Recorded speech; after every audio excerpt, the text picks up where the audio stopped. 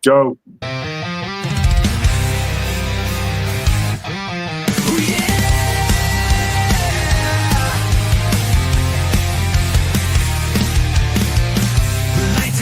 Philly skies bruise the night. TK shout echoes heavy, sharp as a fight. Allen steady with the facts, sharp and true. Fuji's fire breaks the calm, splits it in two.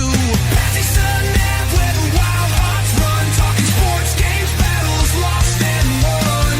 Voices rise, break chains, ignite the flame. Fanatic thunder echoing the name. Ladies and gentlemen, welcome into the Pattison Ave Phanatics Show. I'm your host, Tom Kelly. With me, as always, Alan Andrukavich. Welcome in, everyone. Monday night. This is what we do. Pattison Ave Phanatics. Let's go, Abe. Mike Fuji in the building. Fanatics round table, 70, 60 some days. They'll kick off. Bills up 4-0 in the sixth. Let's go Titans. What's up, guys? Let's go. What's up, everybody? How's everybody doing tonight? Let's get the party rolling.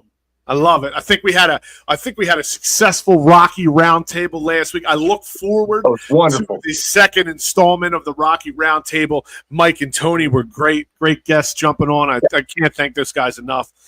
Tony's got a lot of like top-notch Rocky input, I gotta say.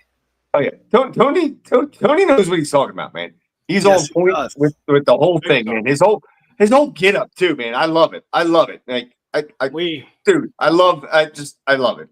I don't know if he told you the story. Him and I met out in Chicago when the Phillies were playing at Wrigley. I think it was 2010 or 2011, but ended up staying in the same hotel, hanging out with him and his family. And ever since then, we were, that's how we became friends. No, I love it. So I love that. When it comes down to this thing, this sports thing that we do, and that we talk about, and that we live, and that we breathe, you'll meet people in life. Just a prime example of how you met Tony, and you bond or you connect at a sporting event or over sports. Alan and I met at FedEx. Found out we were both diehard Eagles fans, and the rest, as they say, is history. Grace, we've known each other 20-plus years now, just about. Easily, yeah. Speaking of FedEx, in the building, joining us on the program. There he is. Damon Saline. Damon, what's up, buddy? Hey, guys, I'm sorry I'm late, man. Every time you send me this link and I try to set it up on my computer, I have issues. And for the life of me, I can't understand why it sends me to like StreamYard and then sets up my own studio. And I'm like, no, something I'm doing wrong, man. But I got it on my phone. I'm here. You're here. That's all that matters, brother. That's all that matters. It does sound like operator error to me, I must say. Just saying. Really? I think it's the operator, Dame. Dude, when we first started, dude. I'm not the savviest guy. You're the operator, Dame. Yes, it's you. The technology. Me and technology. We just Dame, it's like a bad date sometimes. Do not feel bad. I've literally had guys come on this show, and they've had to have their kids set them up. Alan, just like me.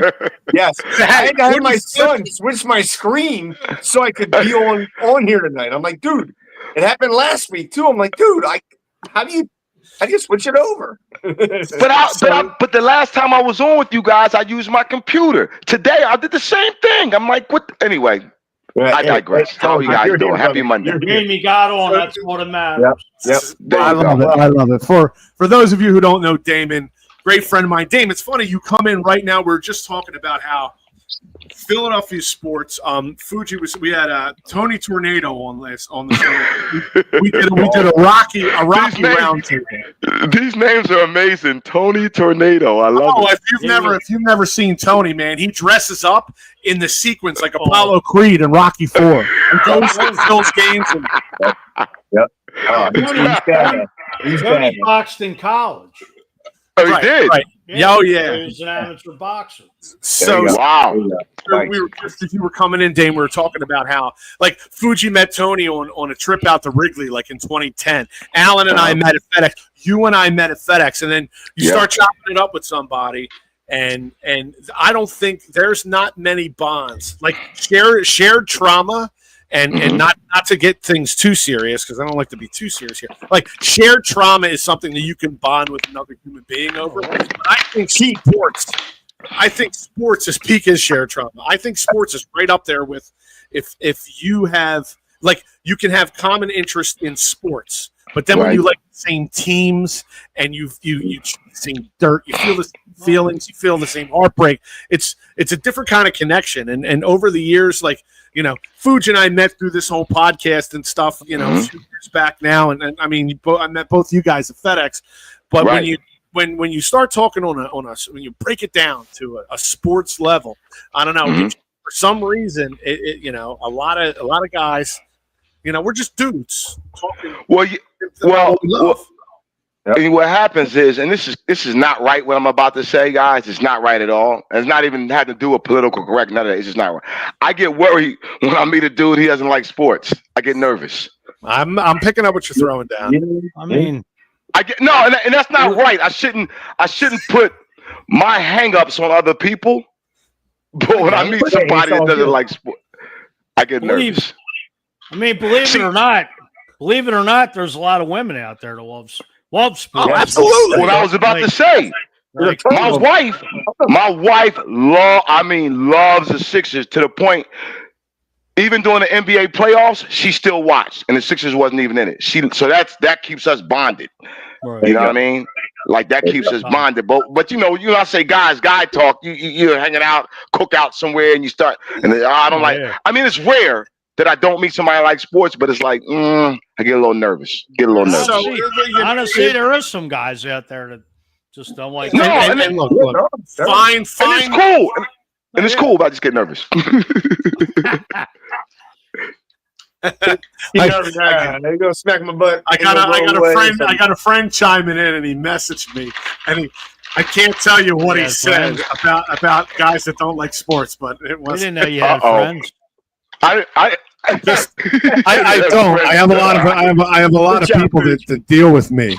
Yeah, that's it. And then for the record, I'm not against people who don't like sports. Let me just make that clear. Sure, sounds like it to me. You know what? Nah, I just love it, man. I think sports is the ultimate thing that brings people together. Yeah, exactly. Yeah. Exactly. And guys, this is real quick. This because we played sports as children, right?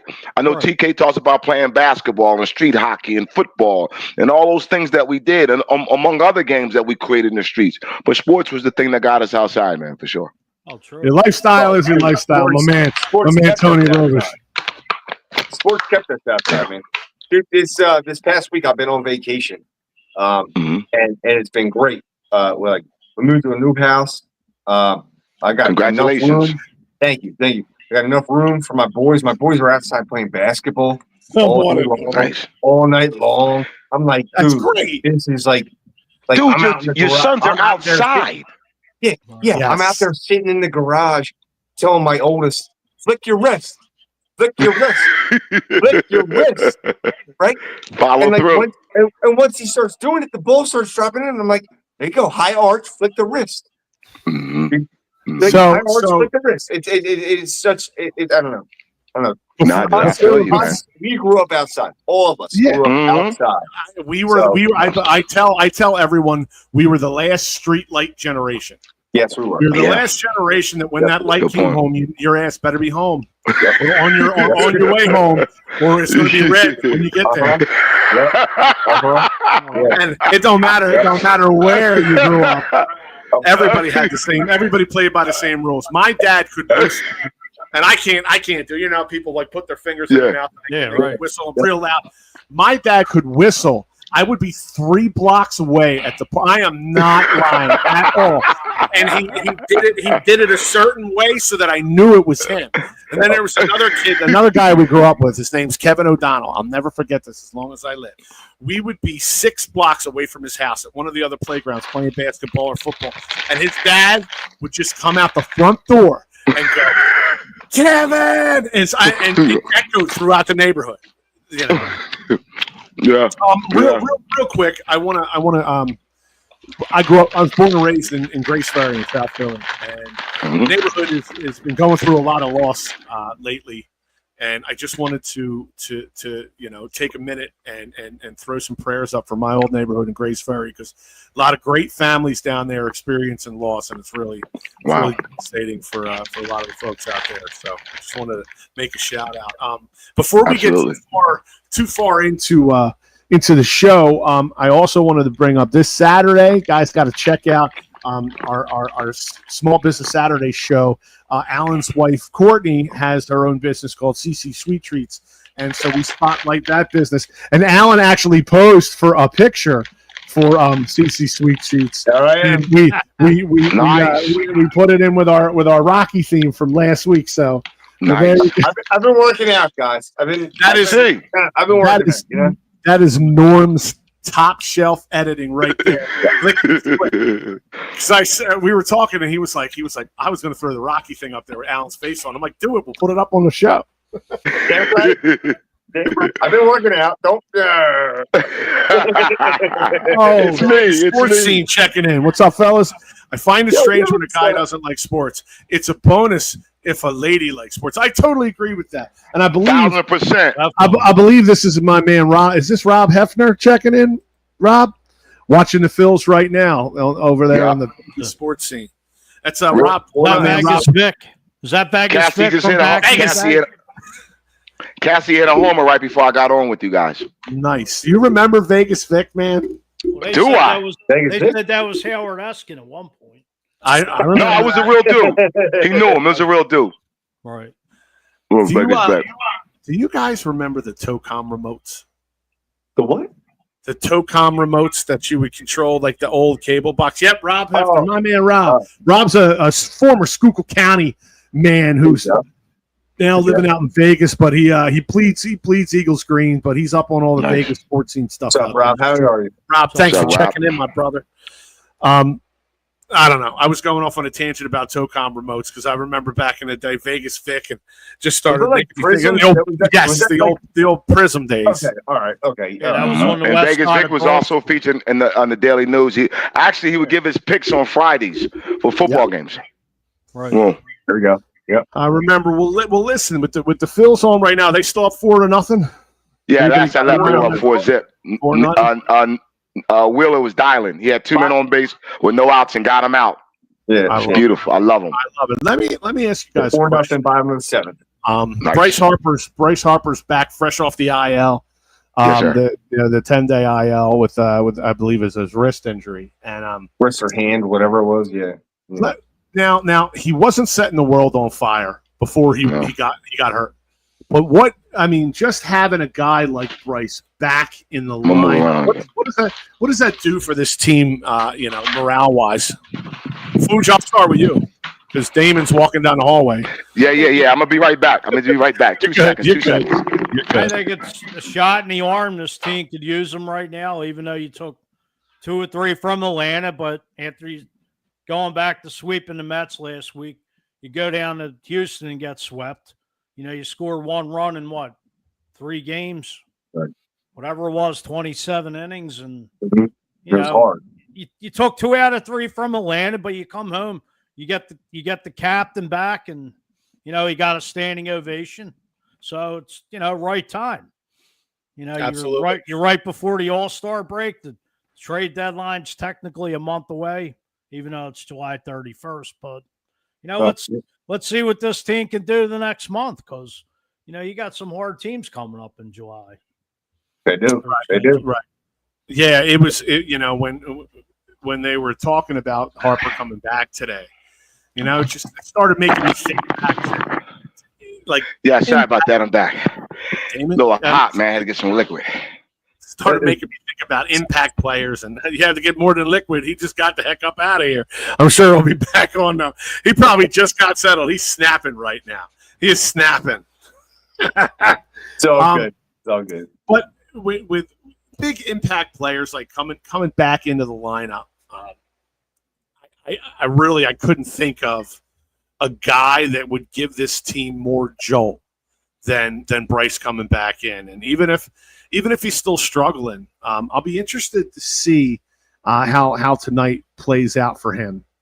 And then obviously going forward into the All-Star break and throughout the rest of the season. Hey, Dame, welcome back, buddy. Thank you. Sorry about that. You're good. So I was just asking the fellas, Dame, with Bryce coming back off this injury, what kind of impact do you think this will have on the clubhouse? Wow. Man, the Phillies are a really interesting team to me. Let me answer your question.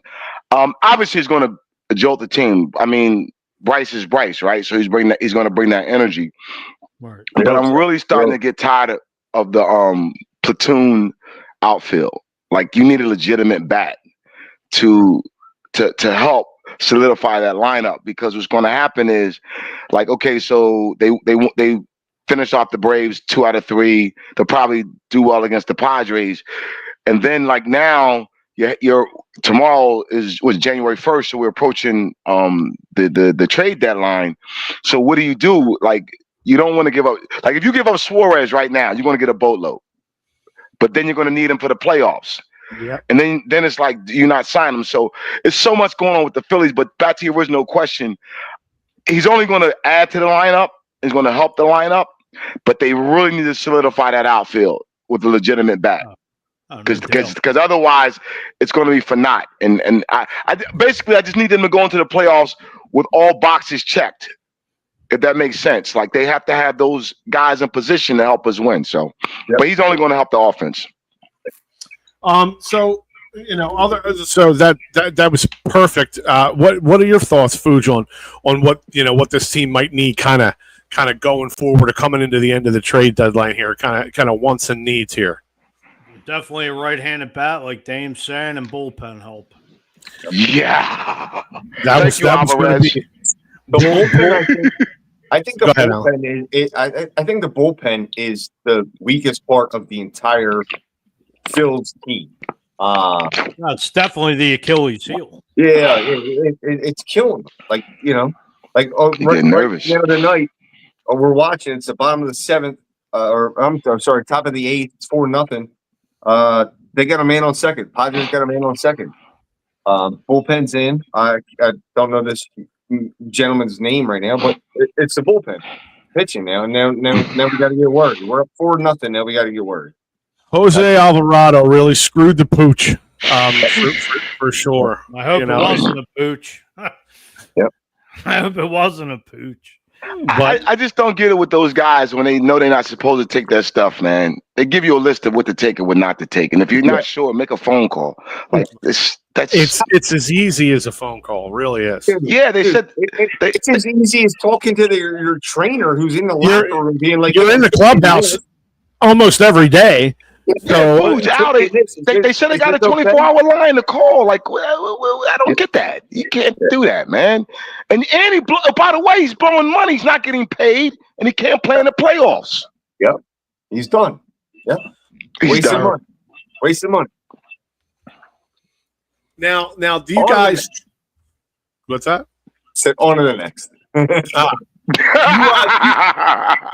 Do you guys trust that this team is out of its that horrendous, almost record slump that they were in recently? Do you trust now that they're out, they're on the other side of that? I feel like it's, you're coming into the All-Star break soon. Like, I don't want to say it's never a bad time to come out of a slump, but I'm afraid, you come out of this, go into the All-Star break, come out of that, and now you're dead in the water again. I don't know. What are your thoughts, Alan? If they can just stay consistent, like they're in first place, okay, which you got to give them props for, right? They beat the Mets, the Fets, whatever we want to call them, right? They beat them guys. They got in first place, okay. Right now, they just need to stay consistent and play good baseball, and just stay consistent. If you win, you win, but like, don't lose by, like, I don't see you getting blown out. Stay consistent at this point. Keep it legit. I agree, Dame. What are your thoughts? I mean, you think we're on the other side of this slump now? yes and no. Yes for this part of the season, but unfortunately, with was it 162? There's going to be some down, some slumps, right? But you're hoping that they can stay in first place. I'm not hoping for a slump or wishing for a slump. I'm just not sure because of that outfield, and like Food said, that right-handed bat. The other thing, Al said something quite interesting in terms of like with the Mets. The thing with the Mets is really interesting to me is that they lost 16 out of 15 or some crazy number. Like they're really like going, but they're only a game and a half out of first place. Exactly. That's the weird part about it. So I don't want to just say the Phillies have the division locked up. I think they have to add a bat, and I think they have to add a piece to the bullpen, and that they can do that, and not some. Don't give me that Hayes crap you did from Baltimore. Right. Go out, or TK. How about this? And I know the Phillies mentality. Just bring up Crawford. But the problem is, it's the years. They did the crap to Ryan Howard. That's what they do. They go, oh, if we bring Crawford up now, in 2028, we have to pay. I don't give a darn about 2028. I care about now. If this kid is hitting the ball, bring him up. Right. Bring him up. That makes no sense to me. He's hitting at a National League level right now, right? Isn't he? Like, damn close to it. So, like, you bring that talent up. You bring the talent up. Forget about you're already paying them. Okay, so you've got to pay them more later. Whatever. You're already paying them. Bring them exactly, up. Al. Bring them up. Exactly. And it can only and think about this real quick, fellas. You put that kid around a Harper right now. He can only benefit from Schwarber, all them guys. Schwarber, all those dudes, man. Yep. And I'm looking at this going, are you kidding me? Yep. The Yankees wouldn't hesitate. Nope. No, they'd have had him up last month. Yep. So that's where I'm at with it, man. I'm going to the game next month, so I'm just venting out right now, but yeah, I think they'll be fine. That's what this is, brother. This is free therapy, Dane. I appreciate it. Right. But that's where I'm at, man. Monday night. Yeah, you don't necessarily have to make a crazy trade when you have the guy right there. True. It's worth the shot. And like we said, you're already paying him. He's already on the payroll. You're not bringing anyone new in. You're just bringing him up. So that's right. Your payroll, as far as I know, shouldn't change. I'm not sure about how that all works. If the kid gets a raise or something coming up, I don't know about all that. I think, I'm not on the payroll. Yeah, I don't know how. I think like if he comes up now and then plays next year and the year after, then he goes to the it gets crazy. But bring him up. Right now, you're already paying him. So bring him up. Bring him up. I think bringing Crawford up would give this outfield a shot in the arm and absolutely, Fuge. Shake up some jobs and Yeah. Good point. Let's go back to 1980 with Dallas Green. Different era, all right. Phillies had Lonnie Smith and Keith Moreland. That's right. Shook up, Bob Boone didn't catch every day. Greg Lazinski wasn't playing left field. Lonnie Smith was starting. Keith Moreland was behind the plate some games, and Dallas Green shook up, that bench. That's why he sure did. That's why Dallas was with odds with some of the veteran players back then. Light a fire under some of these guys. Like, hey, you're playing for jobs here. That's right. Absolutely. I remember that too, Food. I remember that whole deal. Yeah, Lonnie Smith went on to win a few championships. St. Louis. Right. I want to say the Braves. I know he went Phillies, St. Louis. He went on another team. Yeah, Lonnie Smith was awesome. Mm-hmm. So you brought up the 1980 Phillies. I want to ask a question here before we jump into some training camp talk here.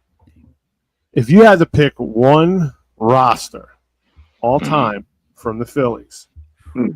And you go, and I'll give you 4 choices: 1980, 1993, 2008, or 2023. What Phil's roster are you picking all the time? I know mine already right off the top of my head. I know. Say it one more time for me. 1980, 93, 2008, and 23. Okay. Hey, Foods. Hey, can I sneak one in? 83 when they went to play the Orioles in the World Series. Yeah, the Weeds kids.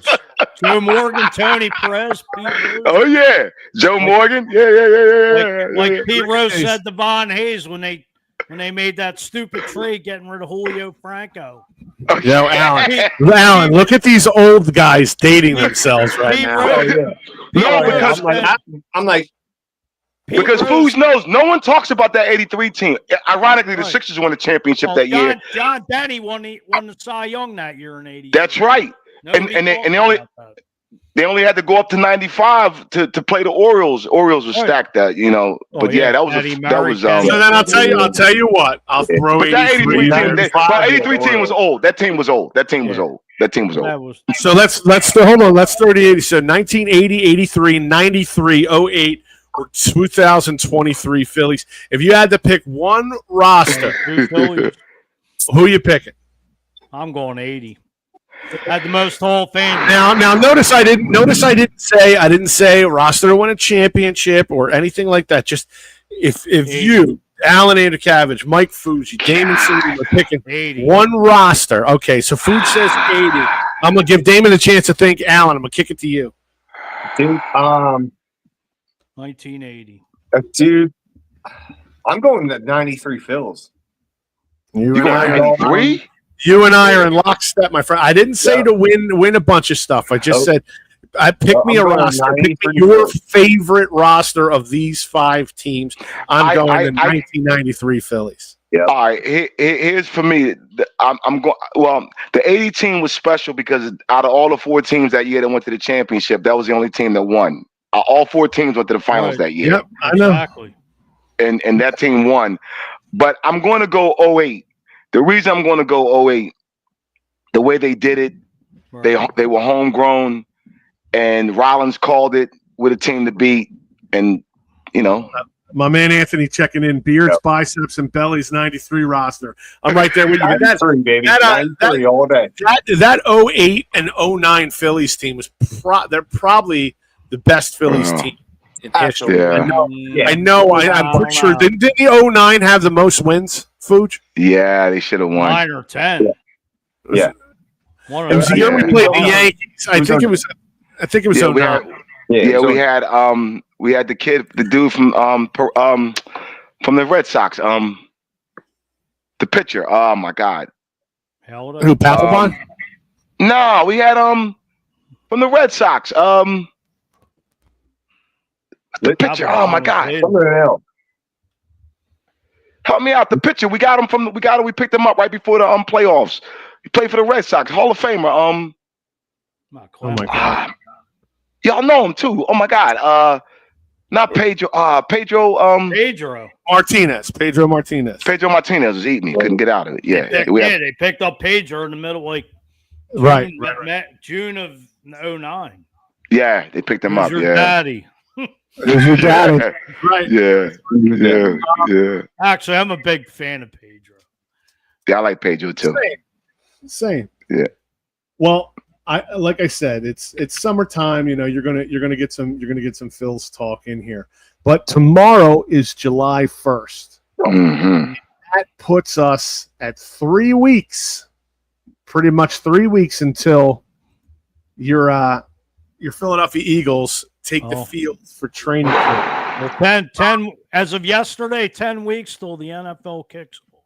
Oh man, and it's going to be so good. Let me ask you guys. Give me, if you can, your any kind of training camp story. Like I'll give you one. I remember the first time watching Terrell Owens training camp. On the practice. Was that still up in Lehigh? Yeah. Yes. 04. And he watching him run compared to pretty much the rest of the team, it was like a grown man running with boys, man. Because a lot of guys back then. I mean, these guys nowadays, they're in shape all year round. A lot of guys back then, they used training camp to get in shape. Get in shape, and Joe was just another freaking specimen. He's a freak. He was a freak. Freaking. And then the first preseason game against Baltimore, 81 goes for 81 yards right down the field. Like, you knew, like, my God, this is it. This is the guy Donovan's needed his entire career. So watching him up at Lehigh in training camp and going up to Lehigh, that experience. Any of you guys got any kind of training camp stories or times you remember? I don't know, maybe going with your dad out up to Lehigh or. Dude, we never went to the training camp, but I do have a funny story of one of the very last preseason games ever at the vet. It was the game where they canceled it because the turf was messed up. I remember that, Al. Oh, yeah. Right? I remember that. It was against Baltimore. Yeah, it was against Baltimore.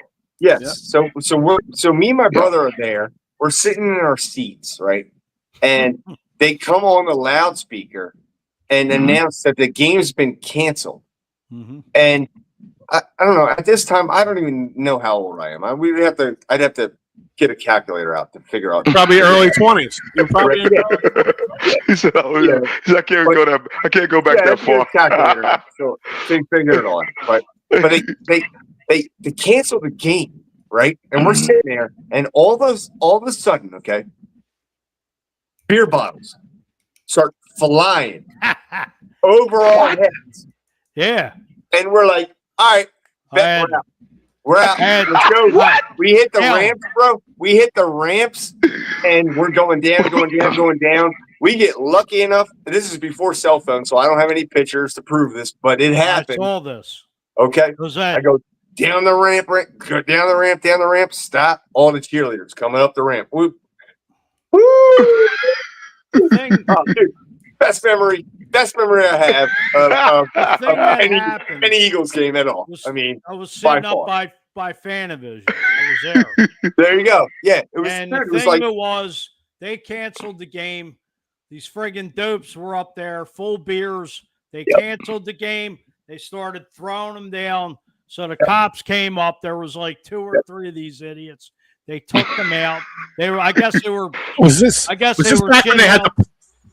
Go ahead. This was at the vet. They canceled it because the Brian Billick came. Brian Billick. Yeah, I remember that. It was between third base and the pitcher's mound, and I guess from the Phillies playing, the stitching of the field was still hanging out, and you can see the dirt and all that underneath. It was all messed up. Yeah, so great. And the Ravens refused it, and Andy Reid. It was such a home field advantage that place. These dopes got taken out for throwing full beers down on the. Now was this back when they still had the plastic beer bottles before they switched over to these just were cups? the aluminums. I don't know they had aluminum. These were beer bottles. These dudes slipped in their pants and were. Dude, come on. These were like Miller Lite bottles. No, that's what I'm saying. In the vet, you got plastic cups. Yeah. When you went to get a beer, you got a plastic cup. So these guys are just bringing stuff in there. These jokers had aluminum bottles. They stuck them in. They stuck them in the hoop. In the hoop. They stuck all the items on top of it. I've seen guys hold bottles of Vladimir vodka in a hoop. Yeah, Rob Hefner checking in. He was at Lehigh for camp in '95 and '96 with his dad. Man, it's a great memory. Like doing that stuff. Used to go to Lehigh, pack a cooler, get some hoagies, get some beers. Went up for the 2 days. Hung out. Was there for the 8 o'clock practice. Ate lunch. Went back. What was it? 12 in the afternoon to like 2. And it was hot as hell. Yeah. Yes, it was. Outside. Yeah. Yes, it was. Humid. It was rain. Like after it rained, it was just humid as all hell. I tell everybody though, it was those training camps. Like you watched the dads bring their young kids to those training camps, and that you molded a generation of football fans standing behind those curled up orange plastic barriers that they used to stretch around the whole field. And you'd be standing there and you'd watch Terrell Owens run by or Deuce Staley run by. And, seeing guys that you're only watching on TV almost close enough that you can reach out and touch. That molded an entire generation of sports fans, in my opinion. I never got a chance to go up to Lehigh. I do remember when T.O. arrived and how there was lines for people to come and see him. I did experience a Chip Kelly training camp at Franklin Field.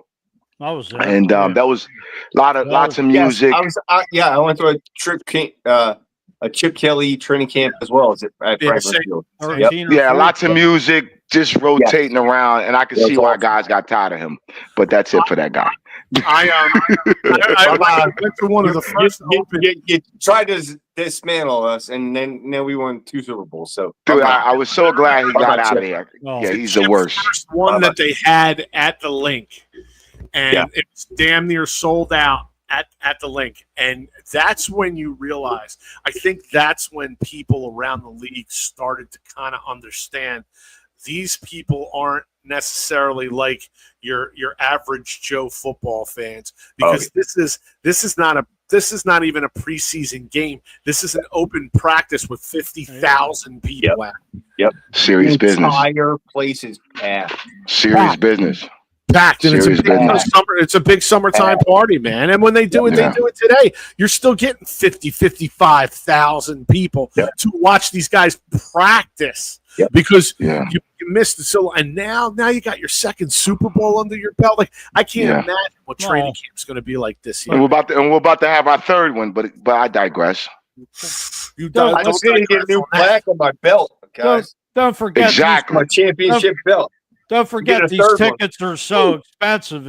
Some families just can't, take their little kids to a regular season game. Good point. But then again, you're a parent. I don't think I want to be taking my 5-year-old to. No. Hold on. So Rob Hefner checking in. Love the fact even though it was a dump, had season tickets from 97 to 03, then at the link from 2015 to 2023. Best years of his life aside from living in Vegas. I hear you, Rob. Now, Anthony. Okay. So this is my good buddy Anthony checking in. Tony is not an Eagles fan, as you can see, because he says not this year. Tony has the dubious distinction of being a San Francisco 49ers fan. Which really? Back in the 80s, that was the thing to be. But 49ers fan, a Lakers fan, a Yankees fan, and a Duke fan. That was the mantra. Love Joe Montana.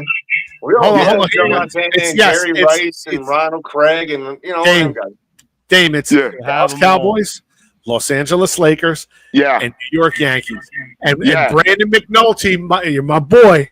If you're out there watching right now, every time I bring up that particular individual, know that I'm talking directly to you. Okay? Yeah, and they were Duke fans too. Yes. Oh, he's the Michigan Wolverines fan. But they all lumped together. They're Laker fans. Yeah, they're all lumped together. It's like, dude, really? Have you been to North Carolina? Have you been to L.A.? Have you visited a stadium? Like, what are we doing? I've seen him. I know he's been to Yankee Stadium. I can't speak for the Lakers, and I don't know if he's been down to the Dallas Texans. Okay, Niners are going to be better prepared this year. Plus, your schedule's easier. Yeah, I'm worried about Brock Purdy. I'm really worried about Brock Purdy, who can't throw over 40 yards. Get out of here. Please stop it. You the impression that the 49ers are going to be better prepared this year. Please. There's nothing. See, so. No, there's nothing. There's nothing to say. What's happening right now? Our biggest threat is the Commanders. That's our biggest threat in our entire division, in our entire Don't say that too loud or you will summon Norm. I'm not worried about anybody. No. You say Commanders 3 times, Norm will appear. I only said it once. All right. I know they're playing 11 playoff teams, which is fine. They're the champs. We don't need no. They're the champs. I'm not afraid of one single team in the NFL. Not one. Anthony feels that the Eagles are going to go 13-7 this year, losing to the Niners in the NFC Championship game. Now, look, that's exactly 13-7. That's a yes. That doesn't. The math's not mathing. They're going to lose in the NFC Championship game.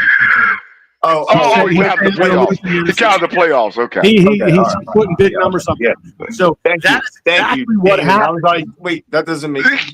I was like, what? Sense to me. Yes. Okay. Thank you. In 2018, in the 2018 season, that's pretty much exactly what happened. Yeah. So he has. Hold up, TK. He has the 49ers beating us in the NFC Championship game. Correct. So. Now, let me just one question. Now, is this on the field or is this on PlayStation? No, I just want to give verification on it. I'm trying to figure it out. That's all. I just want verification. Look, I don't know. I mean, even in Madden, you got the Eagles on the cover. Look, this type of stuff. He said even in Madden. It says at the link we have home field. Listen, come back. Bring the Niners back to the link.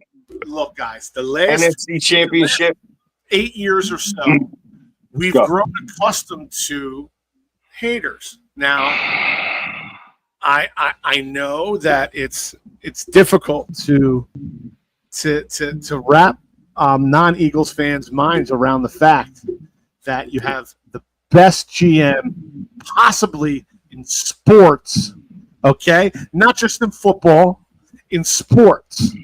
You find me another GM that does what this guy does every single year with the salary cap, all of that, all the other things that he has to. He said everyone is ready for Barkley. Yes, everyone, like Mike Tyson said, has a plan until you get punched in the mouth, okay? Yeah. And everyone was ready for him too. Everyone was ready for Saquon Barkley last year too. Until the Chiefs were too. Until 2,000 pounds of O-line are pushing your team all over the field, and Saquon can do whatever. He's not getting touched to the second level. Yep. So were the Chiefs. They were ready for him too. Lane Johnson took a deal to the Eagles wasn't beneficial to him, but beneficial to the team to remain here for another 2 years because he wants another 2 rings. Let's go, Lane. Let's go, big guy. Ow, your quarterback. My quarterback. Dallas Goedert. My quarterback. Your quarterback told Dallas Goedert, we need you, Dallas. Yes. Let's go. Dude, we'll just got to get one more thing. I'll let you. This dude is special. This dude told his agent when she got him the deal, his first thing he said was, well, can they pay the other players? Can they pay them? I need my other guys. Yeah. Exactly. This is our quarterback, baby. This is our quarterbacks doing this. Right. Come on, man. Yep. Anthony says he can play. The Chiefs were exposed without having the best in their pocket. Is pretty much what he was implying, and you're absolutely right. You know, same thing Tom Brady did. Yeah, Jalen can do that as well, and he's going to get paid in the future all the time, just like Tom did. And Tom did the same damn thing. How does a guy who went to 2 Super Bowls in his first 4 years? Mm-hmm. How does this guy still get hate everywhere you go? It's hard to believe. Dude, TK, it's 3 quarterbacks that went to the Super Bowl and went back the second time and won it. I forget the first one, but Bob Greasy was second and Jalen Hurts is third. It was I think the guy from Kansas, Lindor. I think they said Lindor, one of them, but it was 3 quarterbacks. I think it was Lynn Dawson. Dawson. It was Lynn Dawson. They to lose your first Super Bowl and then come back and win your second one. Yeah. And Jalen's the third guy to do that. He should have won the first one. God damn it. He did everything. Penalty don't cost us that game. He wins that game. He's the MVP of that Super Bowl. All right, Anthony. I'm digging it. Boom. There we are. Where we are. He doesn't hate on Jalen. Now he has 2 Super Bowls. Look, when it comes down to our quarterback, this has happened. This happened when we had Carson Wentz. This is the only person that didn't get abused. Carson was cold until he wasn't. Well, Nick Foles didn't get abused because there were no expectations. And there none. I mean, the guy came in out of nowhere, and that was magic. Yes, that was Harry Potter magic. Yep. Aladdin rubbed the lamp. If it was raining and that man was trying to cross the street, I'd lay down in a puddle so he could step on my back. Yeah, and Jalen Hurts too. I mean, let's get real right now. 2 Super Bowls in 3 years, and you win one of them. And damn near willed your team to winning the first one. And Super Bowl MVP in the second one had, with all rights, should have been Super Bowl MVP in the first one. If they win, he obviously is. Right. And you'll get these slimy. Well, Joe DeCamara doesn't put him in his top 10. I hate Joe DeCamara.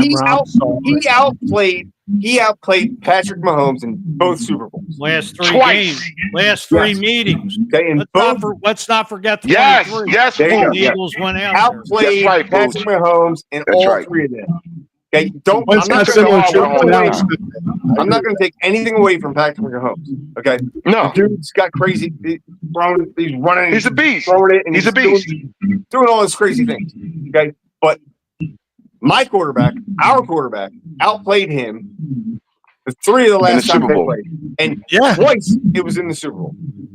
Twice, 2 times it was in the Super Bowl. And so. What happened with Jalen? You're my quarterback. Let's go, Jalen. You hear me? You're my quarterback. What happened with Jalen Hurts makes Howie Roseman look like a rocket scientist. I mean, you want to talk about looking like the smartest guy in the room. You draft this guy, it's like you sense what's going to happen with Carson Wentz. Boom. And then this guy slides in. And there's something about him. It's like Russell Wilson. There was something about that guy when he was in his prime that he's not the biggest, he's not the fastest, doesn't have the strongest arm, just has that it factor. And that's Jalen Hurts. So TK, interesting you brought that up.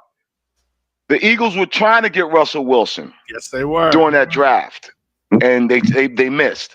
Thank God. Going back, let's peel that onion again. You just brought up something incredible.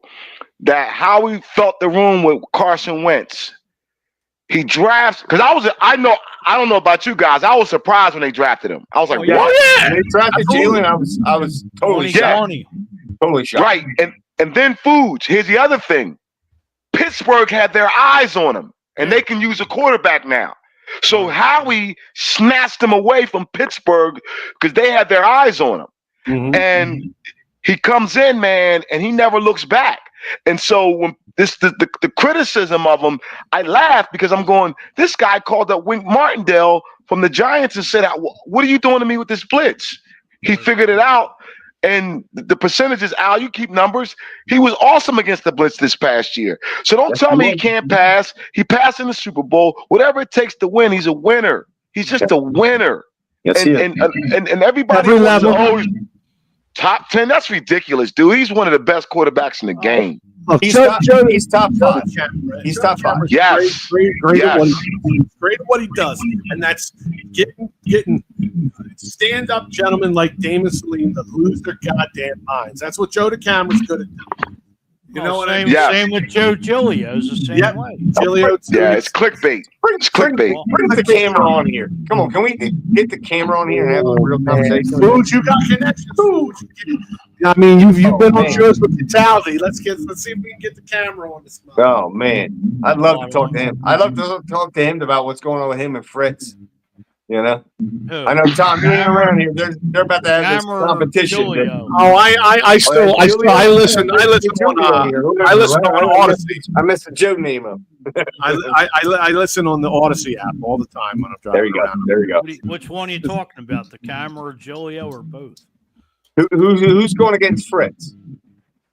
I think it's Joe DeCamara. They playing golf. He won the first one. Yeah. The camera versus Fritz. Yeah. Yeah, he won the first one. We get either one of them on here. Let's go. Now let me ask you guys a question. Wow, I can't. This show's flying today. It's all Damon Saline. Got nothing to do with anybody. Is it going to be harder going into this training camp than some of the other training camps? And what I mean by that is the hype of coming off the Super Bowl win. You're looking ahead to you're opening the NFL season on Thursday night against Dallas at home. You're brings in the back. Now you want to talk about a target on your back. Now, this team already had a target on their back, and it just got big. Is this going to be one of the toughest seasons in recent history for this team? Dane, what do you think? I think it's going to be a little bit of the opposite. And what I mean by that is I saw some interview the other day, and he was like, they want another one. Like everyone's AJ Brown, listening to him. Listen, man, Jalen, I got to go back to him. There's two guys in sports that I always said would dunk on their moms, and they're just different built, and that was Kobe and Michael Jordan. Like they're just wired differently. God rest his soul, Kobe. They're just wired like they just all Kobe's about winning. Sorry to interrupt you. No, you're good. And so when I look at Jalen, he reminds me of both of them. He's a killer, but he's quiet. He's not as overt like they are. He's not. It's like going back to the Commanders, TK, when you were talking about them, and they were like, "Yeah, we're going to treat him like a running back." And if you watch that press conference after that comment was made, he was like, "Okay," but deep down, you felt him like, "Yeah, okay, treat me like a running back." They dropped double nickels on him. And so when it starts with him, for me, it starts with him. And now, because people are questioning his level of, is he a top 5, a top 10, or he's going to come back. Oh, they can't pass the ball. They relied on Saquon. Okay. Just sit back and watch the show. Watch what he does this year. That's all I have. So no, I'm not worried. They're coming back hungrier than ever. They're like, yeah, give me another one. Yep. And I'm with them. Yep. The picture of Jalen walking in to the pregame and the picture of him looking up at the TV and having all the analysts picking Kansas City and him just making the face like, yeah, okay. He made that face like, oh, that's who you got? Watch it. Watch this.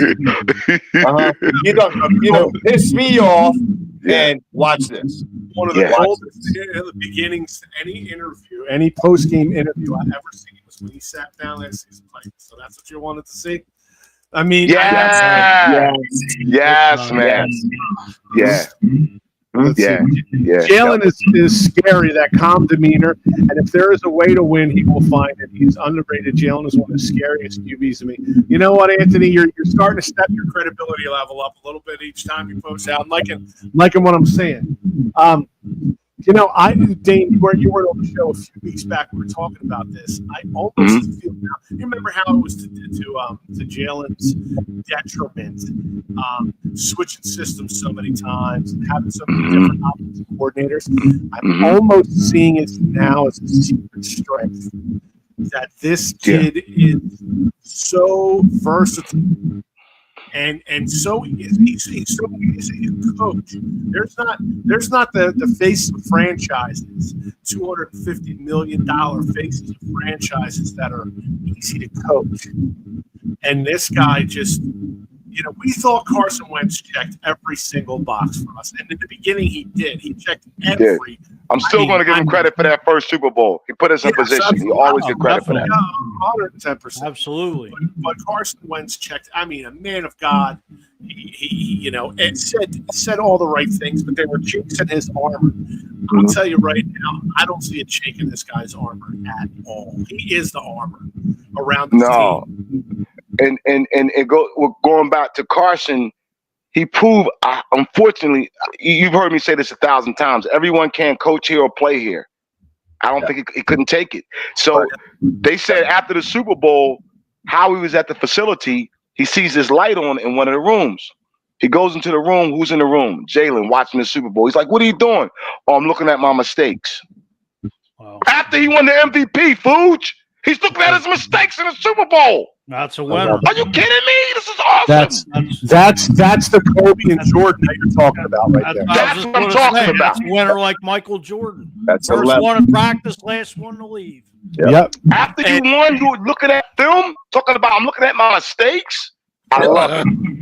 I love it. I mean, That's just the eye of the tiger in them. and That's right. So I think this guy, the reasons that he wants to win is to shut every mouth. And I almost you're want so right, because he's had so many doubters throughout his entire collegiate career, up now to his NFL career, right? Yep. He got benched in the national championship game, right, for Tua Tagovailoa or whatever. However, Tua, yeah, you got it. Right. to a concussion. Right. Yes, but he got, in the national championship game, you got benched, right? And now here you are to 2 Super Bowls. Should be 2-time MVP and a 2-time Super Bowl champion, but you do have a Super Bowl ring and an MVP to back it the hell up. Almost won MVP of the league that year. Doubted him. He still has beaten the guy who replaced him. I honestly want him to have detractors his entire career, because I feel like where to some people they're kryptonite, to him it's the opposite effect, man, and it just fuels this guy. And he's not, you hear the term built different. That was a term that came up, 5 or 10 years ago, and it's been used a lot. But this guy really is built differently. I agree. He's so mentally strong. And I mean, he's honest, forthright with, after that first Super Bowl loss, he said that changed him. It changed his DNA. Yeah. I'm ready to run from the wall right now. Like many of us at our age, right? We're cut from a different cloth, and they don't make it anymore. And Jalen's made from that same cloth. Yeah, that makes sense. He's an old soul, dude. Yeah, he was at the concert here in Philly. Late great Frankie Beverly. Yeah, just passed away. He was there, and he loves Anita Baker. Like, he's an old soul, dude. He's an old soul. Yes. Yeah. He's cut from a different cloth, and they don't make it no more. And we're all cut from the same. That's an amazing reflection on his parents. Absolutely. Just how he was raised. Absolutely. Definitely a tribute to his mom and dad. Shout out to Howie. Thanks, Howie. You grabbed that kid, man. When no one saw that. No one saw that. Howie is a GM god. He was a god. I don't care what anybody says. And like there's been a couple of guys on other networks that I've been on that I've had battles about Howie Roseman. Wow. And every time a particular individual, and I won't mention any names, he's a great guy, love him to death. But this guy is so anti-Howie, and Howie just constantly shuts the mouths of his detractors. I'll say this, going back. Before Howie 2.0, I was calling for Howie's head for years with some of his horrendous drafts. Absolutely. In the beginning. Jalen Rager Fuge. But the guy learned from his mistakes. Let's not go back there. Marcus Smith. Whoa. Oh. Who was the fireman? Watkins. Danny Watkins. Danny Watkins.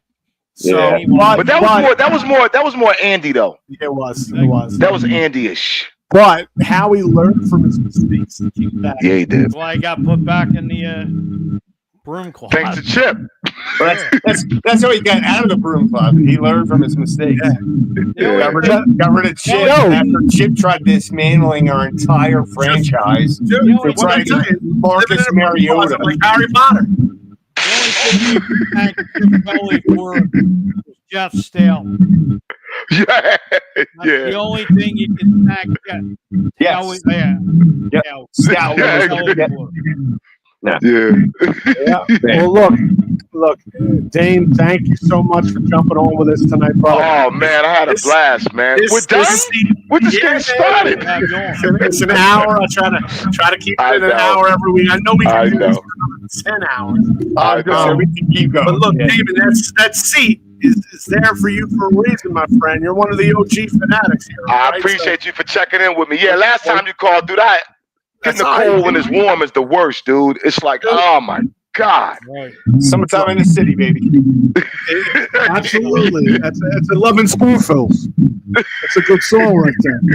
Well, look, for Mike Fuji, for Alan Andrzejkowicz, and for my man Damon Salim, I'm Tom Kelly. This is Pattison Ave Phanatics Show, and we're out. Later, guys.